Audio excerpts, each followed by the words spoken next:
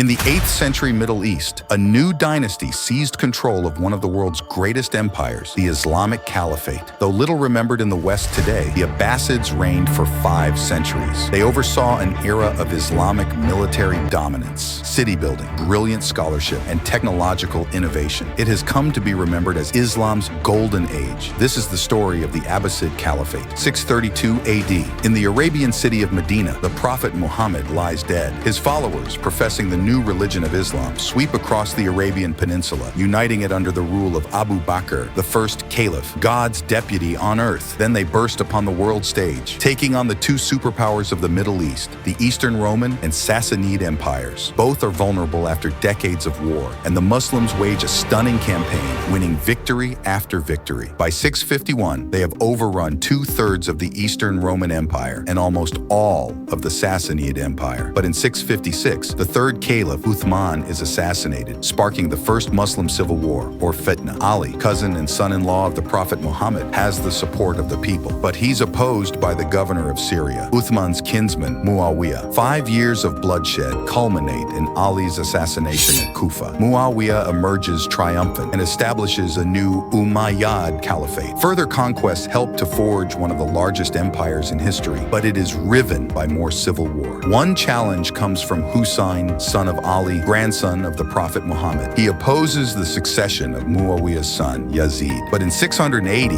he and his followers are defeated and killed at the Battle of Karbala. Supporters of Ali and his descendants will later become the Shiites. They still commemorate Hussein's death each year on the day of Ashura. The vast Umayyad Caliphate continues to expand, but it contains serious internal divisions. Much of what we know about the Umayyad Caliphate comes from later sources, often hostile, but it seems clear that the small Arab Muslim elite that dominated this great empire was increasingly unpopular with many of its subjects, including some of those later termed dhimmi. These were non-Muslims, including Christians, Jews, and Zoroastrians, who were treated as an underclass and made to pay extra tax. Even those who did convert to Islam, known as Mawali, were often treated as second-class subjects. Decades of discontent were about to boil over. The symbol of Umayyad authority was their white banner. But in 747, a new symbol rises to challenge their rule, the black banners of the Abbasids. If you think you could do a better job building a caliphate or leading a medieval kingdom to glory, the Abbasids are an Arab family, descended from the Prophet Muhammad's uncle Al-Abbas, from whom they take their name. They and their supporters believe this blood tie to the Prophet gives them legitimate claim to the title of caliph, far more so than the Umayyads, whom the Abbasids later portray as decadent and despised. The Abbasids promise a return to true Islam to correct teachings and moral leadership, and send missionaries and agents out across the caliphate to spread their message. In 747,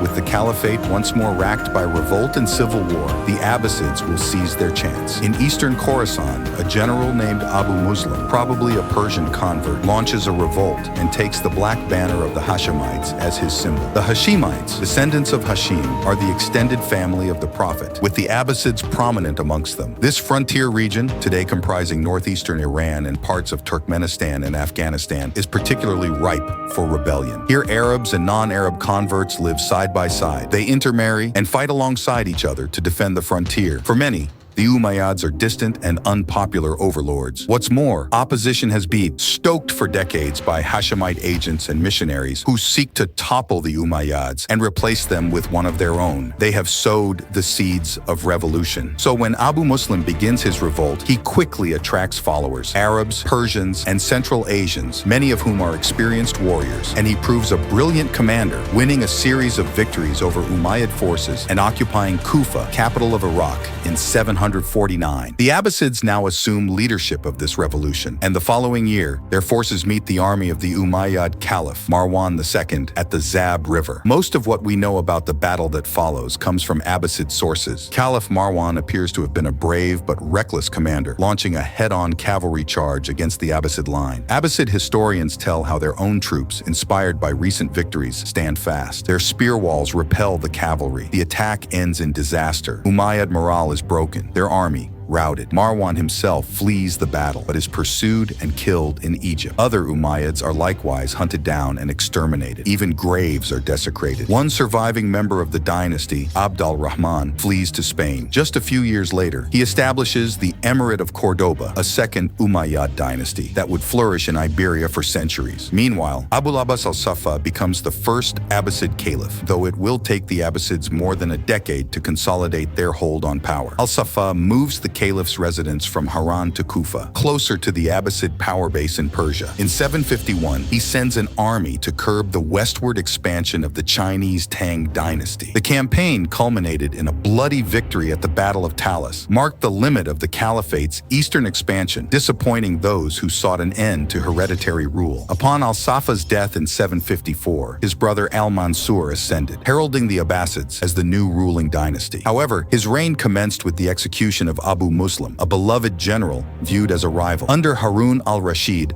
Baghdad flourished, earning him legendary status. Described as devout and wise, al-Rashid's court welcomed open debates, even by women like al-Khayzurin, who rose from concubine to wield significant influence. Efficient administration, modeled after the Sassanids, underpinned al-Rashid's success. The Barmakid family played a crucial role until their fall from favor in 803, marking a shift in court dynamics. Baghdad's cosmopolitan culture celebrated Persian holidays and was a hub of learning at Bayt al-Hikmah. Scholars translated and made original discoveries, propelling Baghdad to the forefront of various fields. Material culture flourished, aided by trade along the Silk Roads, facilitating the exchange of goods, ideas, and technology. Papermaking, pioneered under the Abbasids, revolutionized book production, fostering a rich literary tradition in medieval Islam.